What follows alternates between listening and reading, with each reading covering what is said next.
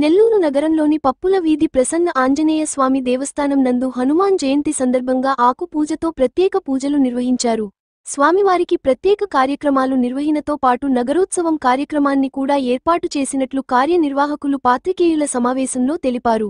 ఈ కార్యక్రమంలో దేవస్థానము కార్యనిర్వహణాధికారి కామేశ్వరరావు, అర్చకులు, ఉభయకర్తలు, కమిటీ సభ్యులు, భక్తులు విశేషంగా పాల్గొని తీర్థ ప్రసాదాలు తీసుకుని స్వామివారి కృపకు పాత్రులు అయ్యారని దేవస్థానము చైర్మన్ తెలిపారు.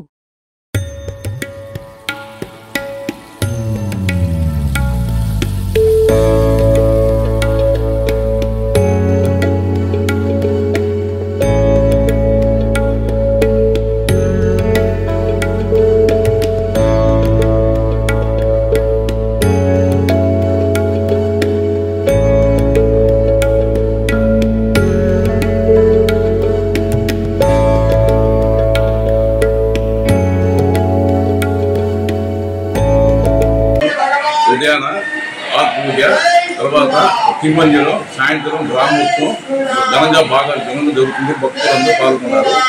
ఆ పేరు పెరుగుండ Venkateswara.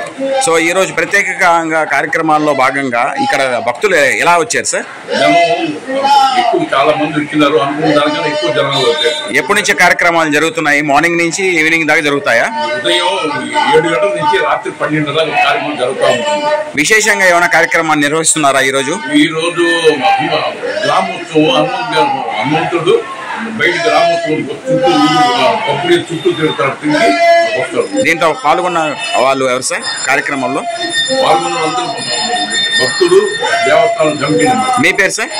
పెరుగుండ Venkateswara. Okay sir. Like, share, subscribe. మరిన్ని వీడియోల కోసం గంట సింబల్ ని క్లిక్ చేయండి. Thanks for watching this video.